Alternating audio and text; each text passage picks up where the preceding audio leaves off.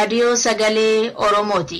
Raadiyoon sagalee Oromoo torbanitti guyyaa 3 wixata, roobii fi sanbata galgala keessaa sa'a 7 haga 7:30 dambalii gabaabaa meetirbaandii 16 yookaan kiiloohertzii 17,850 irratti qophiilee isiniif dabarsu amma jalqaba. Kun raadiyoo sagalee Oromooti.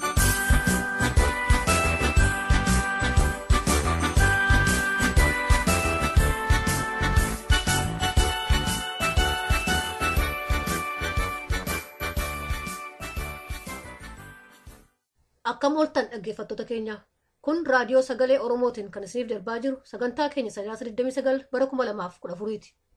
Qophii keenya har'aa keessatti sagantaa kaayyoo fi waarii marii isiniif dhiyeessina. Qophiin kaayyoo waa'ee ijaarsa jaarmiyaa fi mala bulchiinsa jaarmiyaa irratti xiyyeeffata. Waariin marii Profeesar Hamdeessaa Tussoo waliin marii gaggeeffame kutaa 6ffaa isiniif dhiyeessa. Hunda dura oduutu dhiyaata. Kan isin keessummeessu Lalisee Odaajooti. Amma oduu har'aaf gara dassuu duulaattiin isin dabarsa.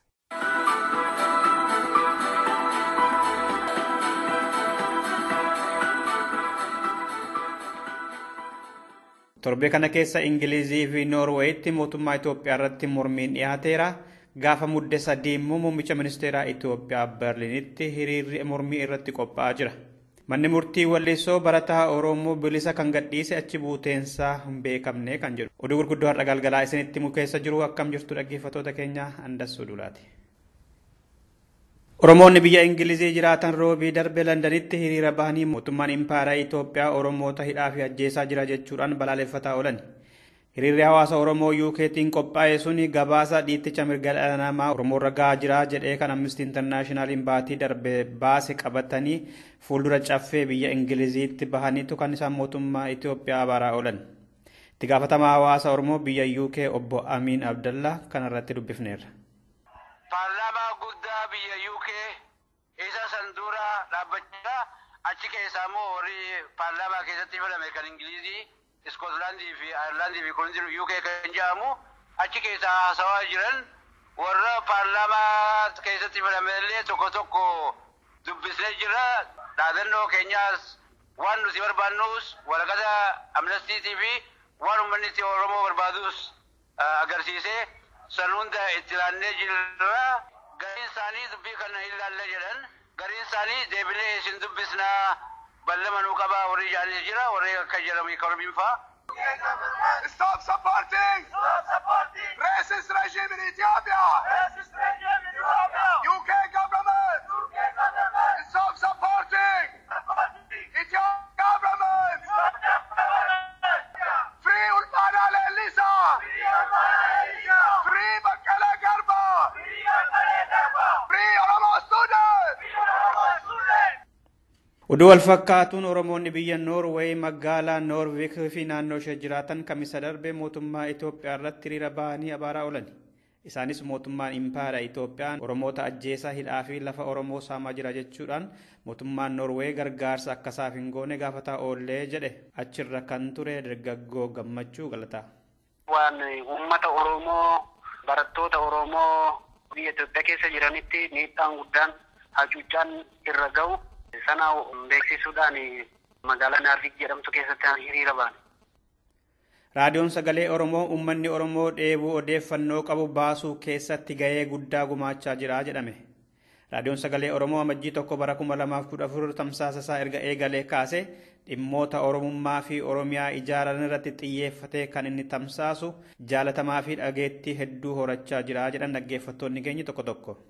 Waan nama gammachiisu kana nu dabarsaa jiraachuu keessaniif baay'ee itti gammanneerra. Hawwiidhaan eeggachaa turre. Uummanni baay'ee sin jaalata. Qophiin isin gaazexeessitoonni warri dabarsitan waan nama qoobsu, waan namatti tolu, waan gurra namaa lixuu danda'u sagantaa bareedaa dabarsaa turtanii. Ani nan dhaggeeffadha. Faayidaa guddaa qaba. Uummanni keenya miidiyaa hin qabu, ani isaa dubbatu hin qabu. Sagalee isaa ta'ee waa'ee isaan dubbatuu fi biyya keessatti kana dhagahuun isaanii, kana argachuun isaanii baay'ee gaariidha, baay'ee nama gammachiisa. Bal'inaan namni reediyoo qabu sirrumatti dhaggeeffachaa jira. Warri dhaga'ees immoo ani hin qabnetti ani hin dhaga'inetti dabareedha walitti dabarsee waan isaa kana sirriitti dhaggeeffachaa jira. Yuunivarsiitii Amboo damee Walisootii kan hidhame barataa Rabbirraa Kuushaa Bayecha manni murtii badii hin qabdu ittiin jedhee hidhaatii akka bahu ajaje. Poolisii fi humnoonni tikaa Impaayera Itoophiyaa immoo murtee kana hin fudhannu jedhan. Barataa Rabbirraan dhaddacha gaafa 26 bara 2014 Walisootti ooleen bilisa bahus bulee 27 Salaaleetti akkaan barbaadamaa jedhamee fuudhamee achi buuteensaa ergasii hin beekamne jedhe gabaasaan raadiyoo Sagalee Oromoo. Dhimma kana qulqulleeffachuuf maatii isaa fi gara poolisii Walisootti bilbilee sararri nuuf seenuu hin dandeenye. Dhumarrattis Muummichi Ministeeraa Impaayera Itoophiyaa Obbo Hayilamaariyaam Dassaaleny gaafa muddee 3 bara 2014 pirezidantii biyya Jarmanii waliin haasaa godhachuudhaaf karoora akka qabatan beekame. Hawaasni Oromoo kan biroo fi dhaabbileen mirga dhala namaaf falman gaafa sana Barliinitti bahanii Obbo Hayilamaariyaam Dassaaleny balaaleffachuudhaaf waamicha taasisaa jiru. Qondaalonni biyyoota lamaanii Barliinitti wal arganii deeggarsa teknooloojii ammayyaa fi gargaarsa maallaqaa Jarmaniin Itoophiyaaf kennuu irratti mari'atu jedhameetu eegama. Oromoo fi hawaasni kaan immoo kana mormanii hiriira irratti bahuudhaaf waamicha godhaa jiru akka oduun nu ga'eetti. Dhaggeeffattoota keenya oduun ammaaf qabnu kanumadha. Qophiilee keenyaaf waliin turtii gaarii.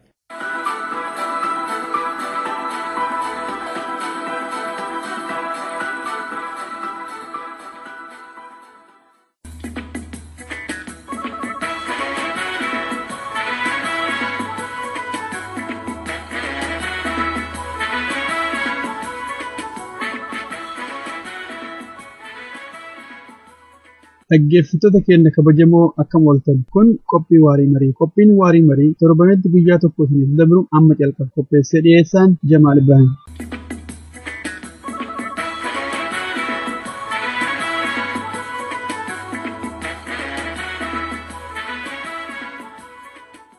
Dhaggeeffattoota keenya kabajamoo marii Piroofeesar Hamdeessaa Tusoo wajjin goone kutaa xumuraa qabannee dhiyaanneerraa itti dhiyaadha. Gaafiin kee ka itti aanu aadaa siyaasaa, aadaa jaarmaa irratti xiyyeeffata. Akkuma isin beektan nagaa fi tasgabbii jaarmaya tokkoo yookaan hawaasa tokkootiif power distance yookaan ammoo fageenyi miseensonni jaarmaya sanii yookaan hawaasa sanii aangoo waa murteessuu irraa qaban baay'ee murteessaadha. Fakkeenyaaf jaarmaya tokko keessatti hooggannummaan mataa gubbaa irraa murteessee achiin booda miseensota kenna beeksisu jechaa yoo ta'e fageenyi miseensi aangoo irraa qabu akka malee baay'ee waan ta'eef jaarmayni sun nagaa fi tasgabbii argachuu hin danda'u. Maaliif gubbaa irratti waan hoogganoonni muranii fidan miseensonni hirmaannaa keessaa waan hin qabne miseensonni dakatti fudhachuu dhabuun waan maluuf akka malee jeequmsa uumu. Dhimma kana fuunee jaarmayoota Oromoo yoo laallu qaama hawaasa keenyaa keessaa humni lama aangoo waa murteessuu irraa fagoo jiraachuu isaaniitti mul'ata. Kana jechaan jaarmayoota siyaasaa ta'e jaarmayoota hawaasaa keessatti humni dargaggeessaa aangoo waa murteessuu irraa baay'ee fagoo jira. Akkasuma immoo humni dubartoota jaarmayoota keenya jaarmayoota siyaasaa ta'e jaarmayoota hawaasaa keessatti ammallee aangoo waa murteessuu irraa baay'ee fagoo jira. Dubartoonni walakkaa hawaasa keenyaa yookaan uummata keenyaa yoo kan ta'e dargaggeeyyiin immoo itti dabalee uummanni Oromoo harka 60-70 ol aangoo waa murteessuu irraa fagoo jira. Hawaasa tokko keessatti uummanni isaa walakkaa ol aangoo waa murteessuu dandeettii irraa baay'ee fagoo yoo ta'e qaama biraatti murteessaa anan laaluu jedhee maannaan jaarmayoota keessatti uummanni qabullee baay'ee xiqqaataa deemee jaarmoonni keenya kan miseensota baay'ee of keessaa hin qabne kan deeggarsa guddaa hin qabne laafaa deemuu danda'u jechaadha. Gama biraatiin ammoo yoo laallu aadaa qaba uummanni keenya kun aadaa inni qabu keessaa tokko guddoon mirga dubartootaati. Ka addunyaa kana keessatti argamee hin beekne ka even warrummaan amma addunyaa irratti dimokiraatikaalii qaroominaan dursa jedhamu warri weestii kunuu amma Ameerikaayyuu dabalatee waggaa 1980 dura watakkaayyuu mirga dubartootaa kana kabajuu heera isaanii keessaayyuu hin jiru. Uummanni Oromoo kun ammootu instituushinii uf danda'e siinqee jedhee ijaaree dubartoonni aangoo jabaa qabaatanii yoo namni tokko cunqursaa isaan irratti geesse ofii falmatanii mirga isaanii falmachuu ka danda'an instituushinii akkasii san har'a wallaalummaadhaan Oromoonuu irraa baqatee waa'ee ateetii sanuyyuu hin kaaftu dubartiin maan kennaayyuu hin kaaftu jechuudha. Dubartootuma mataan isaaniituyyuu mana dacha'an beekomsi duraan Oromoo keessa jiru kun aadammaan isaa kun ka dubartootaafillee mirga guddaa aangoo guddaa akkasii kennu mirga ofii tiifachuu ka ittiin danda'an kun akka inni deemu dubartootuma kennaafuu gorsiisin kennitan jaarmaa keessatti namni baay'een gurmaa'uudhaaf dubartoota qajeela hirmaachisuudhaaf dargaggeeyyii qajeela hirmaachisuudhaaf iftummaan openness jechuudha. Hoggana miseensota hoogganaa jidduu iftomni guddaan akka jiraatu uummanni bal'aan jaarmootaa fi hogganoota irratti dhiibbaa akka godhu. Gorsi isin hawaasa kennaaf kennitan maali? Kuni gaafii cimaadha waan baay'ee kaafte alaama keessaa fooyyee xinnoo irratti dubbatu. Tokko waa'ee Oromoo process culture ka jettu kan I teach graduate course on culture and conflict. In 2 weeks we are going to do organizational culture in my class. First of all, culture definition is culture jechuun these are the practices people develop over time, exercise it, repeat it several times at individual level and also at group level. Then it becomes knowledge. Kana practice good age, kana kajiru namni ta'amaneetini ittiin fayyadamu. Organize could update it too. What kind of tradition do you create? If you create tradition of honesty, democratic participation, you practice it. It becomes Oromo of organizing a modern organization kajala kabeni really bale mumiti za kabe kuna muka jabate edaye hojjate majatu lamati kuna muka jabese at international level hojjate OLF. All these organizations lived under very difficult conditions because of the oppression. Disruptive, sustained, supporting organ, freedom with the argatani, watoko, but in the participating gone. More liberation fronting kajiramu dida, diaspora, the refugee 18,000. So there is issue of the environment, hostile environment, different for Oromo to develop. Anga kena oil of conflicting kun udu biyati kae dikena nagata te na Oromo will hoja nature. I think we can resolve that conflict. But when you are under colonial system, you are not allowed to use your resources, your connections, influence to make peace. It's very difficult. Amamogava will learn in both days. It became like Somalia, like warlords. In other words, no more issue about justice, about the public cause. It became survival. Into propaganda, jala ibaba, jala kanira basa, into kan injifata, kanatu. So kanafi, organizational culture has become culture of intrigues. Wasobu, Hakesu, Kangat Palai, Asmaslo Manor, Mano Manor, and Jiramiti. How do we overcome that is a challenge for new generation. Why do Batika challenge? I teach a course on culture and conflict. Turban Bendura, we had a topic on power, gender, culture and conflict.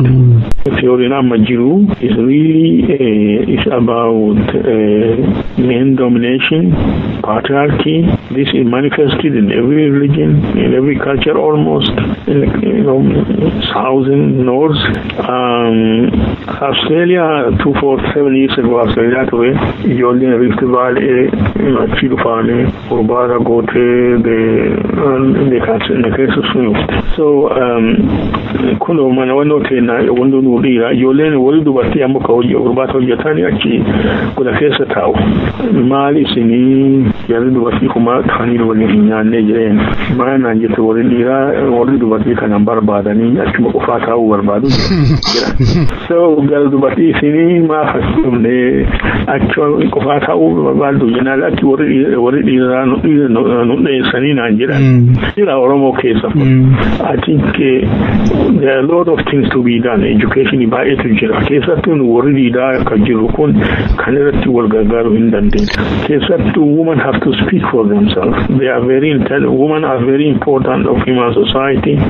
So, Kana Dumati organizing guru after one kind of Jetani, Ujabe Sani, Laga Sani, Akamuti Fatani, after Jabe Sani, after Rangam Wurukawa.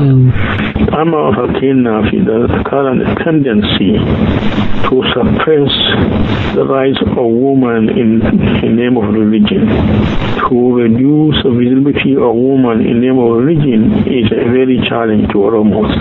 Kana Woliti Dula or Sagol Undandam, Kana Fidu, Hikalem fidu kun ka dhufuni through dialogue, through thoughtful publications, commentaries, workshops, maybe dialogue with religious leaders of different religions.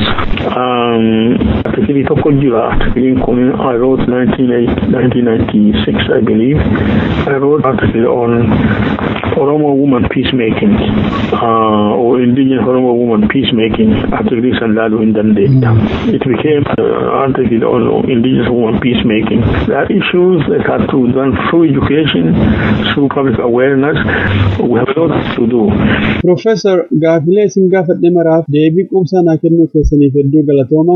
Amma dhaamsa hawaasaaf uummata bal'aaf. Akkuma beekamu empaayeera gurguddaa addunyaa sanarratti beekamaa ture ka qabaataa turte Ingiliizi uummanni lakkoofsatti illee baay'ee xiqqaa biyyatti illee baay'ee xiqqoo. Warra ijaarametu nama bituu danda'a, warra ijaarametu bilisoomuu danda'a. Uummanni bal'aa ta'uun ijaaramuullee akka nama dhoorgine. Fakkeenyaaf Chaayinaan addunyaa kanarratti hedduminaan tokko garuu ammoo jaarmaa jajjaba qaban. Manni Oromoo kun waan bal'aa ta'eef isa ijaaruun rakkisaadha jedhaniitiin namoonni propagaandaa oofan jiru. Bal'inni uummataallee ijaaramuu akka nama dhoorgine. Xiqqeenni illee ammoo ijaaramnaan bakka gahuu akka nama dhoorgine empaayeera Ingiliizirraa fakkeenya fudhanneefa akka uummanni keenya kun ijaaramuu irratti fedhii isaa guuttachuu ka danda'u yoo ijaarame akka ta'e na waan akeeku dhaamsa keessan uummataaf na dabarsaa fayyaa ta'a. Baalee muummati jala qabee macaatu lamaan jala qabee waliin baay'een tamaareen leen ture.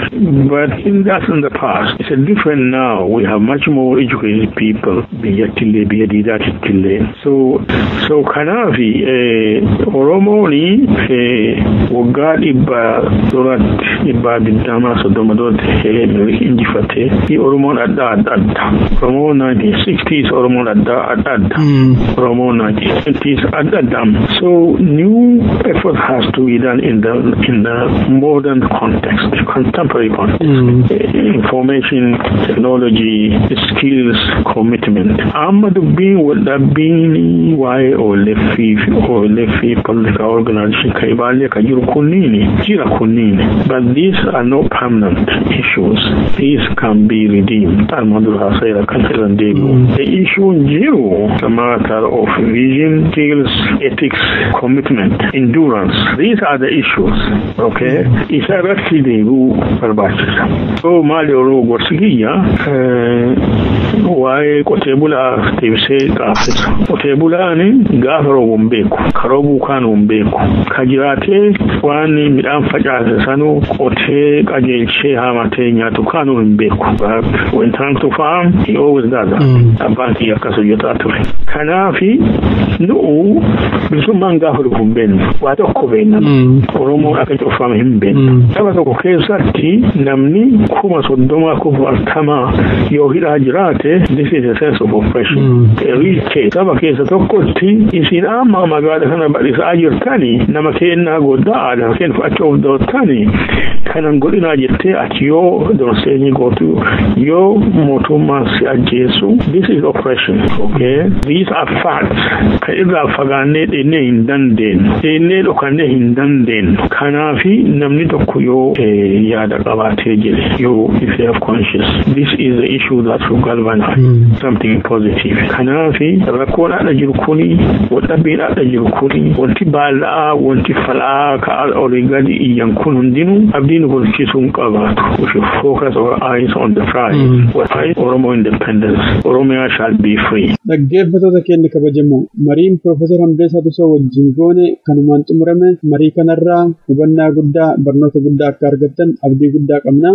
Torbee dhufu qophii biraatiin haga walitti deebinutti nagaatti isiniin jedha. Dhaamsuma isaaniitiin xumura. Oromia shall be free.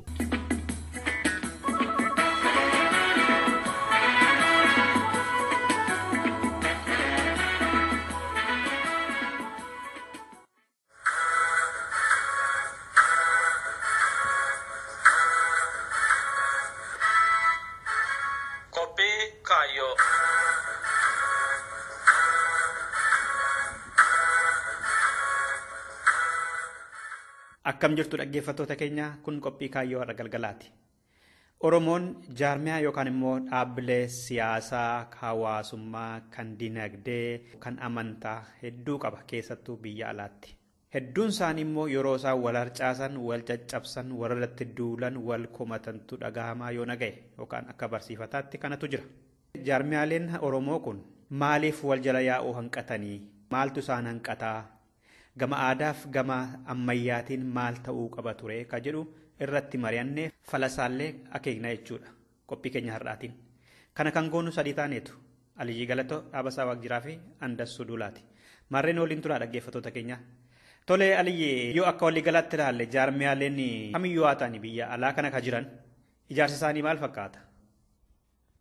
Dhaabni ala kanatti mul'atu hedduun isaa dhaaba aadaa irratti ijaarame fakkaata. Akka waan tokko amananitti, akka waan tokko ilaalanitti, akka waan tokko barbaadanitti walitti dhufaniiti waan hoogganan na fakkaata. Warri jala deemullee ilaalcha akkasiitiif amantii akkasii waan qabu fakkaata. Wanti inni hin qabne ajaja. Ajaja namni uumama wal ajaja. Garuu biyya adda addaa taa'u ta'e, biyya hambaa keessa taa'u ta'e, seera hambaa kana itti dhimma bahuu dhabuu ta'e yeroo baay'ee waan Oromoo kana keessa wanti argitu seera caalaa wal amanu waan amma safuuf laguu amana jedhu kanarratti isarra hidhaa qabaa jechuudha. Dhama dhaabbileen Oromoo kun hawaasaa soo fudhanne yeroo baay'ee wal nyaata ala kanatti. Kan amantii keessaallee akkasuma. Kan sabaa himaas haa ta'u, kan siyaasaas akkasumadha. Safuu fi laguudhaan yoo wal bulchu ta'e maaliif wal amantee dadhabure? Yookaan aadaadhaan yookaan immoo akka ammayyaatti maaliif wal ajajuuf wal ajajamuu hin danda'u dhaabasa? Jaarmiyaa yeroo jennu aadaanis haa ta'u maal akkuma jirutti yoo waliigalaa jaarmiyaa illee kaafnu waan namoonni bakka adda addaa walitti dhufanii ijaarsa wayii akka caasaa wayii tolfatanii sana booda isarratti hundaa'anii hojii hojjetan dirqama walii kennan gaafatamummaa fudhatan waan achi keessatti deddeemsisanidha. Amma hooteenyee ilaala. Amma rakkoon gara isa xiqqoo fooyya'e isa gara addunyaatti dhufu sisteema Oromoon qabu wajjin hin deemu. Kan Oromoon qabu wal amantaa irratti hundaa'ee aadaadhumaan walii dhiisuun bira darbuudha waan adda addaatiin kan inni gaggeessu. Innaammoo gara isa saayinsii fi isa mooderni ta'e kanatti dhufnu wanti baay'ee akka caasaa kaa'ametti, sarara kaa'ametti, aangootti kennametti wal qunnamtiin sun gaafatamni sun isa keessatti deema. Yoo namoonni nama fakkeenyaaf ala kana fudhanne namoota sadarkaa garaagaraa irra jirantu dhufee walitti galanatti fakkaata akka nu hubadhetti amma. Inni kaan aadaa keessaa dhufaa, inni kaan immoo barnoota zamanaa keessaa kan dhufutu jira. Amma namni aadaa keessaa dhufuuf namni sisteema barnoota bara kanaa keessaa dhufu yeroo waan adda addaa hojjetu wal simuu dhabuutu dhufa. Kun rakkoo mataasaa uume hin qaba jedheetan yaada. Inni biraa namni biyya kan jedhu ijaarra jedheetu yaada malee biyya kan jedhu kan ijaaru biyya isaa keessatti miti. Amma akka Oromoo fudhanne Oromiyaa innaa jennu sammuu keenyatti Oromiyaa qabna malee nuti hundi Oromiyaa hin jirru. Fageenyarraa Oromiyaa biyya wayii akka daangaa hin qabne wayii ijaaraa jirra malee iddoo tokko teenyee wal hubannee dandeettii keenya beekumsa keenyas waan adda addaa kana ilaallee isa keessatti hojjechaa jiru. Kunis dhiibbaa mataasaa hin qaba jedhee yaada. Amma yeroo baay'ee ka'eetu namni tokko diktaatara, namni tokko kana godhe, namni tokko kana balleessinnaa jedhu namni baay'een daataa isa barbaachisu sana argatee miti. Yaadumarraa ka'a. Jaarmiyaa annaa jettuyyuu jaarmiyaan mataasaa yookaan caasaan jaarmiyaa mee yoo ilaallu laayina wayii keessa deemee ajaja kenname yookaan immoo dirqama kenname sana raawwachuu ta'a filoo qaba jechuudha. Akkuma bishaan bo'oo wayii keessa deemu. Yoo kana hin hubannes rakkoodhuma mataasaa qabaata. Kanaaf aadaan nuti itti guddannee fi addunyaan nuti itti dhufne kun mataansaa wal simuu dhabu, amantii fi jireenyi nuti itti jiraachaa turree fi deebinee keessatti immoo amma of argine sun garagara ta'uun kun immoo wal amantaa dhabsiiseera kan jedhu natti fakkaata gama kan koote. Dhaabbilee siyaasaas haa ta'u, kan sabaa himaas haa ta'u, kan amantaas haa ta'u, kan daldalaas haa ta'u, manumti fe'eyyuu hoogganni kun waan kana tasgabbeessuu danda'a. Garamitti immoo cillaafachuu qaba, gara aadaatti immoo gara ammayyaatti immoo lamaansaa wal makeetu immoo hooggamna cimaa kan jedhamu immoo akkamitti silaayyuu Aliyyi. Oromoon illee addunyaa kana ala hin jiru, Oromoon illee addunyaa keessa jira. Waan amma addunyaa gumaachuullee hedduu qaba Oromoon. Dhaaba tokko keessatti waan sadii guddisee barbaachisa. Tokko aadaa, tokko ammoo waan amma istiraatejii yookaan tarsiimoo jedhan. Kun ammoo hooggana jechuudha. Nama konkolaataa oofuu nama qabatee waan kanaan deemu barbaachisaa jechuudha. Waan maraa caalaa kan guddisee barbaachisu aadaa. Aadaan kun wanti inni barbaachisuuf uummata kana waliin maxxansee akka inni waliin deemu godha. Ilaalcha namaatitu achi keessa mul'ata. Akka namni itti waa dalagatu, akka namni itti walitti dubbatu, akka namni itti wal laalu, akka namni itti wal gargaaru amala namaa kana sheebii godha jechuudha aadaan. Aadaa bareedaa qabna. Rakkinni jiru aadaa biraa keessallee jiru. Aadaa keenyallee tuma qabnu aadaa biraa keessallee jiru. Wanti amma Oromootti rakkoo ta'aaru yeroo walitti dhufu namni takkaffaa gara deemu kana qulqulleessee lafa kaa'achuu dhabuun hin jira. Lammaffaa akkaataa waan kana itti fidanillee qulqulleessanii lafa kaa'achuu dhabuun hin jira. Kabiraa yoo wanti akkanaa dhufe akkana goonaa jedhanii lafaa dhabuun illee hin jira. Kun ammoo hajaan dhuunfaallee argitee namni waa fudhatullee hin jijjira jechuudha. Dur amma yoo dhaga'u namni Oromoo waa Oromoo hin kennaa jedhan warri amma kutatee bahe Oromoo irraa waan fudhatu Oromoo waa kenna malee haga nafsee dabalatee jechuudha. Ka ammaa kun ka waa fudhatullee hin jira jechuudha. Yeroo hajaa isaatiif hajaan uummatichaa yookiin ammoo dhaabasanii yeroo inni waliin deemu innaa maraa rakkoo miti. Yeroo hajaan dhuunfaatiif hajaan dhaabicha sanii yookiin uummata sanii garagara ta'e hoogganni dhaabni sun akka jigu, akka dadhabu, akka qancaru, akka inni homaa hin taane godhuu danda'a jechuudha. Uduma namni lumbeetti yoo barbaachisaa ta'e jechuudha. Kanaaf maaltu fala? Kan duraa nama hajaa isaa gara tokko luucha'e, nama kontribuushinii irratti haga walitti dhiyaatu waa kana fiduuf wanti ati gootu. Waan kana keessaa waa argattu irratti nama walii galuu dandeettu. Namoota akkasitti yoo walitti dhufne akkuma kunoo karaa konkolaataa irra oofnu kana uduma deemtu adda yaata. Maaliif ati ganda kan kee bakka dhaquu barbaadu san yeroo baatu achi gorta jechuudha. Akkuma kunoo tireenallee yaabbatee namni karaatti irraa bu'u kana irraa bu'a. Kanaaf tokko akkaataa nama itti orgaanaayizeshinii tokko keessatti seensisan. Lammaffaa orgaanaayizeshinii keessatti akkaataa waan jette hojiirra oolchitu irratti. Amma seera barreeffattee aadaan kenna kanaa poolisiin kenna kanaa code of conduct kenna kana jettee waan san yoo hojiirra hin oolchine taate hin arga namni ahaa seeratti bulu orgaanaayizeshiniin kun jedha. Kabiraa nama achi keessa jiru kana akkaataa itti waa ibsituuf eentu waa beekuu qaba, eentu yoomin beekuu qabanii, eenyutti duraa himuu qabna, akkamitti himna, akkamitti galaa fi ka jedhu kunniin illee guddisee barbaachisa. Akkaataa murtii itti kenna. Amma waan amma Oromootiif ka faranjii kanaa fi ka Habashaa yoo ilaaltu Oromoon istiraakchara horizontaalii ta'an uummata mari'atee bulu waan ta'eef jecha uummata soosaayitii kilaasii hin qabne waan ta'eef jecha uummata mariin bulu. Warri biraa ammoo gubbaa gadi jechuudha. Vertikaal orgaanaayizeshinii isaanii ajajaa warra bulu jechuudha baay'een isaanii. Oromoon amma hulee hedduutti wal ajajuun baay'ee isa rakkisa. Ajajni maalii walii hidhaa qaba? Yoo inni dide waa isa godhuu danda'u irratti hidhaa qaba ajajni. Nama tokko ajajee yoo inni dide wanta isa gootu yoo hin jiraanne taate ajajuun kan kee bu'aan qabaatinuu karaa konfidensii qabdu nama sana ajajuuf. Kanaafuu maaltu baasa Oromoo? Waan akka amma etiksiyaan mooraalitii waan amma safuu laguu kana. Safuu laguu kana ammoo bakka sanirraa fagoo jirtu. Ganamaa baatee wanti ati hojjetaa oolu waan sanii hidhaa qabuu miti. Kanaaf tokko guddaa wanti akka Oromootiif namni godhuu qabu tireeningii walii kennu. Namni akka fuula tokko irratti deemu seenaa isaa haa ta'u, aadaa isaa haa ta'u, maalii isaa haa ta'u, hajaa isaa haa ta'u, akka namni kun beekumsi isaa walqixa dhufu godhu. Lammaffaa nama si keessa jiru sheeka jabaa, qeesii jabaa of keessaa burqisiisuu danda'u jechuudha. Yoo amma utuu namni jabaan jiru namni laafaan tokko kasii hogganu taate wanti sun akka gaariitti deemuu dhabuu hin mala. So liidarshiippii jabaa uumu. Kun ammoo istiraatejii hojjechuu danda'u. Lafa kaasanii irra hojjechuun guddisee barbaachisa. Rakkoo akkaataa itti furatan lafa kaa'achuu dhabu. Amma rakkoo yoo dhufeetti maal godha waan amma risk manaajimentii kana yeroo baay'ee lafan taa'u. Yoo lafa taa'e illee hojiirra oolu argitu. Wama xiqqootu ibidda qabatee akka kun maasaa wayii gubataa ruutitti namni. Amma isadha dhugaa. Amma asirratti fakkeenyaaf dhaabbileen yookaan jaarmaa gariin isaanii barreessanii ni qabaatu lafa garuu dalagarran oolu.